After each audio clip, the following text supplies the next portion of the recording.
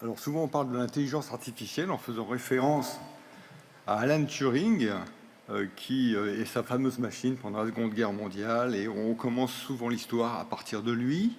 En tout cas, c'est le premier à avoir dit dans un congrès dans les années 50 « Les machines peuvent-elles penser ?» On retrouve après, les années passant, en 52, Arthur Lee Samuel, qui est celui qui a mis en place le machine learning. Et vous le voyez sur sa photo, là il joue avec quoi? Il joue avec un jeu de dames. Et c'est souvent par le jeu ou par la guerre qu'on a fait les plus grands bonds, les plus grands impacts sociaux dans l'intelligence artificielle. Quand il a mis en place son machine learning, il jouait qu'aux dames, il lui a fallu 10 ans pour battre à l'époque le 4e joueur américain. On continue un peu plus tard dans les années 50 avec John McCarthy, à qui on doit le terme, la paternité du terme de l'IA. Et vous voyez en même temps qu'on le voit sur la photo, ils ont changé de jeu. Ils jouent aux échecs, c'est un peu plus compliqué. Il a fallu 40 ans ce coup-ci pour battre le champion du monde à l'époque. 40 ans. Kasparov. 20 ans de plus pour battre en fait au jeu de Go le champion du monde, Lee Sedol, tout simplement parce que la quantité à gérer de coûts est beaucoup plus grande. Entre-temps, il y a eu Yann Lequin, qui est quand même un Français, il faut le dire, qui avait participé quand il était jeune étudiant à un concours, encore une fois un jeu, de reconnaissance d'images, et il allait tout simplement 2 fois plus vite que le deuxième, que tous les autres. Il avait mis en place le réseau de neurones convolutifs qui sert toujours pour cette reconnaissance d'images, et après il a fait cette carrière extraordinaire aux États-Unis. Et entre-temps également, parallèlement, Guido van Rossum, que j'ai mis ici, parce qu'il y a toujours cette histoire du jeu dans l'IA, qui a mis en place le langage Python, tout simplement parce que c'était un fan des Monty Python, c'est pour ça qu'il l'a appelé, mais il a révolutionné ce langage, parce qu'il l'a surtout simplifié. Et la dernière photo, Sam Altman, on le connaît tous pour son ChatGPT. Alors ChatGPT, il faut quand même savoir que c'était en 2015 qu'il a été mis sur le marché, mais c'est surtout en 2022 qu'il a explosé par le prompt, uniquement par le prompt. On pouvait parler et on avait une réponse écrite, une image, ou un son en tout cas. C'est le prompt. On devenait tous codeurs en 2022. Et en santé, c'est quoi donc l'intelligence artificielle? C'est 3 petites choses en fait. On a des outils informatiques, et il faut soit détecter, soit identifier, soit caractériser des populations, des termes, tout ça, et ça, on ne sort pas de là. Et on utilise donc des outils pour ça, et puis on va en parler un petit peu de ces outils pour les connaître. Le réseau de neurones artificiels, le SVM, on va voir ce que c'est, la forêt aléatoire, j'en ai pris 4 comme ça, et les modèles de langue. J'en ai pris 4 parce que ce sont les plus utilisés, notamment dans nos métiers. Et je tiens à rappeler que quand on écrit un article scientifique, si vous écrivez un article scientifique pour l'orthopédie, puisque c'est votre spécialité, il ne faut pas se contenter de dire « j'ai utilisé l'IA ». Ça ne veut rien dire, ça. En principe, si vous écrivez un article en disant que j'ai utilisé l'IA, vous devez citer l'outil qui a été utilisé pour écrire l'article ou pour le travailler. Alors en fait, l'IA, ça commence par quoi? Par un algorithme. Qu'est-ce que c'est qu'un algorithme? C'est une recette en fait. On essaye de simplifier les gros calculs, on essaye de les simplifier au maximum, et c'est la succession de petits calculs qui rend le système complexe. Et puis l'algorithme, celui qui est le plus j'allais dire célèbre, c'est le fameux algorithme d'Euclide qu'on apprenait quand on était petit, le fameux PGCD, quoi. C'est ça, c'est des petites choses. Et l'IA, vous voyez, c'est un énorme ensemble. Et on fait des raccourcis quelquefois en disant l'IA, c'est le deep learning. Tout le monde dirait c'est le deep learning. Non, c'est pas ça. Le deep learning, c'est très restreint.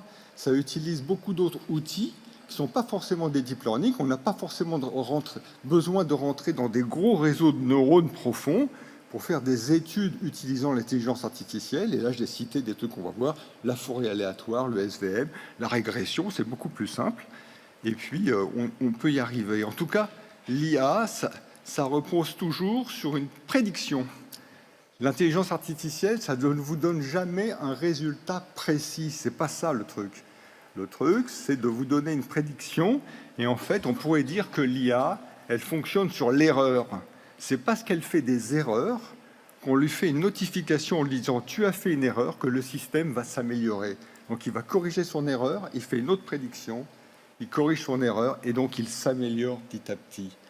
Et donc l'IA, elle est basée sur l'erreur et sur la prédiction. Alors qu'est-ce que c'est qu'un réseau de neurones artificiels? Eh bien, c'est tout simplement, ben voilà, on a enfermé un algorithme, hein, et puis dans une petite cellule, hein, supposons, et puis ils vont se suivre les uns après les autres parce que ces neurones, ils sont reliés en série. C'est comme si vous aviez un interrupteur finalement, et puis si l'algorithme est vérifié, eh bien on passe donc à l'algorithme suivant, etc., etc. Si l'algorithme n'est pas vérifié, la série s'interrompt, et c'est ce qu'on appelle une valeur seuil. Si elle n'est pas atteinte, donc si la lumière n'est pas atteinte, eh bien on coupe le courant. Voilà, donc vous avez des neurones d'entrée, donc vous avez mis en place un modèle, hein. Vous avez des couches cachées, c'est-à-dire les neurones successifs qui vont essayer de résoudre le problème que vous allez tenter de faire, et puis vous avez une sortie qui est la prédiction. Cette prédiction, en fait, elle est déjà orientée par celui qui fait le programme, hein. Il faut bien le savoir, elle est orientée. C'est ce qu'on appelle la vérité terrain. Si vous voulez savoir si ces gens-là ont une arthrose à un certain niveau, effectivement, vous orientez le modèle sur « détecte-moi l'arthrose », vous lui donnez les éléments pour avoir une arthrose, pour la détecter. Ce n'est pas simplement « je fais un programme au hasard », ce n'est pas vrai. Si vous voulez détecter une fracture, c'est un programme pour détecter une fracture et pas autre chose. Alors, qu'est-ce que c'est que l'apprentissage profond? Parce que tout le monde sait ça. Eh bien, en fait, un réseau de neurones, c'est défini par deux choses. D'une part, la largeur du neurone, donc les neurones d'entrée, les cellules d'entrée, et sa profondeur. Si vous avez moins de 3 couches, c'est l'apprentissage de base. Et tout simplement, plus de 3 couches, c'est l'apprentissage profond. C'est tout bête. Donc, en fait, c'est des millions de calculs qui se succèdent pour obtenir une prédiction. Alors, la reconnaissance d'image, ça, c'est extrêmement important. Évidemment, tout est basé sur une reconnaissance d'image ou une grosse partie de l'IA dans notre métier. Là, je vous ai mis effectivement l'image d'un chat. Il faut bien savoir que c'est une image de basse résolution qui fait quand même utiliser 640 000 pixels. Et donc, quand on veut faire une reconnaissance d'image, quand on utilise des images pour la médecine, pour faire le diagnostic, on ne peut pas utiliser un réseau de neurones simple, ce n'est pas possible. Et c'est pour ça que a été mis en place et inventé par Yann LeCun le réseau de neurones convolutifs. Alors, comment ça fonctionne? On va traiter l'image. On la traite par un filtre. Voilà, j'ai mis une image, une coupe scanographique, hein, frontale. On a pris un filtre de 3 pixels sur 3, c'est pas grand, là, celui-là, 3 pixels sur 3, et on va passer ce filtre de 3 pixels en 3 pixels. On n'oublie pas un seul pixel. Et on passe le filtre comme ça, et on passe en dessous, et on continue. Toute l'image est indexée sur un niveau de grille, donc 5, 2, 1, 4, 3, c'est le niveau de grille de chacun des pixels. Et puis, on met en face le filtre, dont on a déterminé de façon arbitraire le niveau qu'on voulait lui donner. Là, c'est 1, 0, 1, 1, bon d'accord, ok. Et puis, ici, la convolution, c'est quoi? C'est de mettre en relation, une convolution, c'est de mettre en relation deux fonctions pour en donner une troisième. Et bien là, la convolution, c'est une simple multiplication. 5 fois 1, ça fait 1, 2 fois 0, 0, tout ça, et on additionne les chiffres, et on a un pixel qui a une valeur de 10. Donc on avait 9 pixels, on a un gros pixel. Et vous reprenez un autre filtre, qui fait par exemple 10 sur 10, par exemple, et vous reprenez la même image, et on repart. Et donc voilà, à quoi correspond une image de scanner quand on fait une convolution? Vous allez me dire, mais ça ressemble à rien. Ben oui, vous avez raison. Ça ressemble à rien. Parce qu'en fait, on a perdu en définition de l'image, mais en refaisant sans arrêt des filtres et retravailler l'image avec d'autres filtres, vous allez gagner en profondeur. Tout ce que vous perdez en définition de l'image, vous le gagnez en profondeur. Donc pour lui, sur une convolution, l'ordinateur, ça veut dire quelque chose. Et donc vous pouvez faire autant de couches convolutives que vous voulez. Vous pouvez en faire 100, vous pouvez en faire 1000. On fait une couche convolutive en passant les filtres de tailles différentes à chaque fois, sur la même image, hein, je le rappelle. Après, vous avez la concentration des pixels qui est appelée le pooling. On reprend la couche de pooling, on refait des filtres qu'on repasse, et vous pouvez enchaîner des milliers, des millions d'images pour faire ces analyses avant de rentrer dans votre réseau. En résumé, on prend n'importe quelle image, elle est traitée de cette façon-là, de façon convolutive, par des filtres. Vous la mettez après, elle passe dans votre logiciel d'IA qui n'a rien à voir avec le réseau de neurones convolutifs. C'est un réseau de neurones qui peut être un réseau de neurones de base ou un réseau de neurones profond, pour lequel il va vous faire une prédiction sur un programme que vous avez déterminé à l'avance. Je veux savoir si je fais un contourage de tumeur, je veux savoir s'il y a une fracture, je veux connaître le pangonogramme de mon patient. C'est ça. Bon, le SVM, c'est une autre méthode qui est souvent utilisée aussi pour caractériser des populations. Là, on a mis par exemple des choses simples. Je voudrais séparer les points bleus et les triangles jaunes. Alors comment je fais? Alors je ne sais pas comment il faut faire pour tracer la droite. Est-ce que je fais la droite horizontale, verticale, oblique?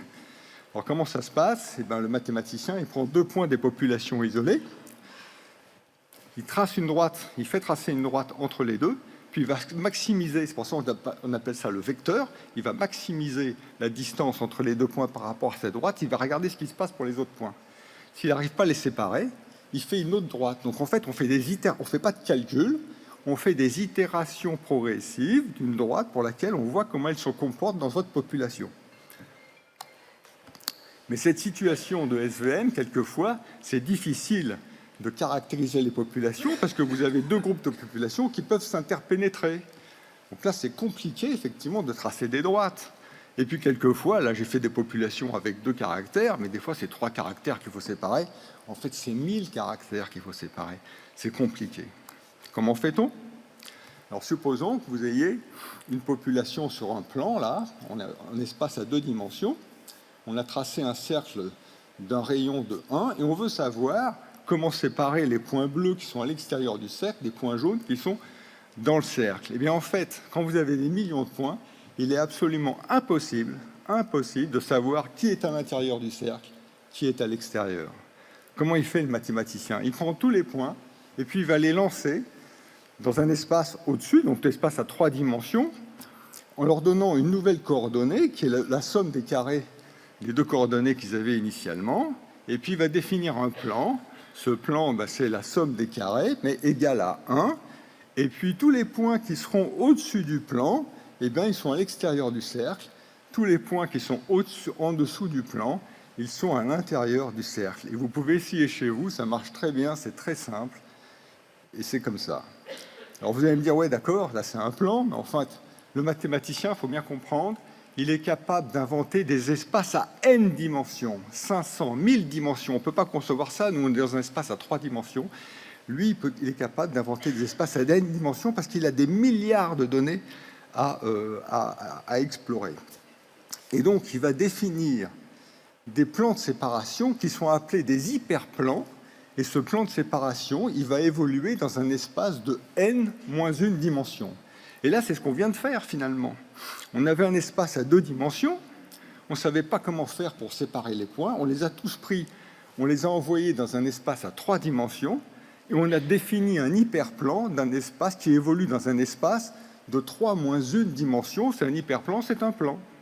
Voilà, et ça se passe comme ça. La forêt aléatoire, c'est autre chose, hein.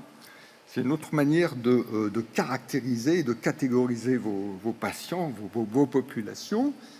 Ces millions de données, elles sont envoyées dans des grands tableurs, et puis de façon aléatoire, ils vont prendre des éléments de ces données pour créer des arbres décisionnels. Alors ces arbres décisionnels, nous, on fonctionne souvent avec ça dans notre métier. Hein, comment je fais?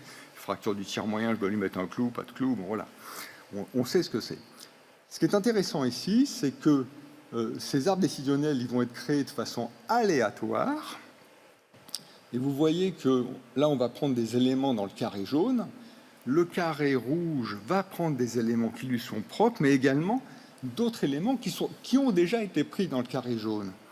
Et dans ces arbres décisionnels, il y a certains arbres qui vont prendre beaucoup de données et d'autres qui vont en prendre très peu. Et l'intérêt du système aléatoire, c'est qu'un arbre décisionnel fort va compenser un arbre décisionnel faible. Et tout ça, ça va s'équilibrer et ça va vous donner une prédiction. Alors, vous pouvez créer autant d'arbres décisionnels que vous voulez, des milliers, et à chacun des arbres, il va y avoir un vote. Là, j'ai fait un vote, 1, 0, 1, en fonction de la catégorisation et donc ce sur quoi vous voulez tendre. Et bien tout simplement, si on fait une prédiction moyennée, c'est-à-dire 1 plus 1, ça fait 2, je divise par le nombre d'arbres décisionnels, ça fait 2 divisé par 3, on appelle ça une régression. Et quand vous lisez des fois vos articles scientifiques, vous le voyez, c'est écrit, on a fait l'étude de la population par régression, c'est ça que ça veut dire. Ou alors, il y a une deuxième méthode, c'est une classification, c'est le vote majoritaire qui gagne. Là, on a voté 2 fois 1, donc c'est 1. Au total, c'est 1. On a tendu vers 1. Les modèles de langue. Alors là, on sait tous, ChatGPT, ou le modèle de langue, c'est ChatGPT. OK, très bien. Actuellement, il faut bien savoir que ChatGPT, ces grands modèles de langue, qui sont appelés comme ça, grands modèles de langue, ils consomment énormément d'énergie et d'eau. Il est en train de se développer des modèles plus petits, tout simplement pour être moins consommateurs d'énergie et d'eau. Mais le fonctionnement reste le même. Ces modèles plus petits peuvent être adaptés directement à une profession. Supposons qu'on n'a pas besoin de connaître tous les mots quand on veut être orthopédiste. On n'a pas besoin de connaître effectivement tous les mots de la Terre. Comment ça fonctionne? Le modèle de langue, il va s'intéresser aux mots les plus courants. Après, il va s'intéresser aux morceaux de mots. Et puis, il va prendre aussi tous les caractères. Après, il prend les phrases. Les douleurs du genou sont rapportées à une gonarthrose. Il va segmenter la phrase en la séparant avec des dièses. Tout ça, ça va rentrer dans le modèle. Une fois qu'il l'a analysé, ils enlèvent les dièses et ils recollent la phrase. Alors, comment font-ils? L'IA, c'est que des mathématiques, c'est rien d'autre. Alors, il faut représenter ces unités. Par exemple, là, le doule de douleur, et bon, on lui donne des coordonnées. Alors, moi, je lui ai donné la coordonnée de -4 et 3, et donc on a un vecteur. OK. Le problème d'une langue, c'est qu'il faut savoir comparer les mots. 2 mots sont similaires s'ils évoluent dans le même contexte dans une langue. OK, très bien. Comment va faire le mathématicien pour essayer de comparer les mots? Lui, il va comparer les vecteurs. Mais il y a une chose très simple pour comparer les vecteurs, c'est de projeter un vecteur sur l'autre. C'est ce qu'on faisait quand on était dans les petites classes de maths. C'est le produit scalaire, ça ne va pas plus loin. C'est le produit scalaire.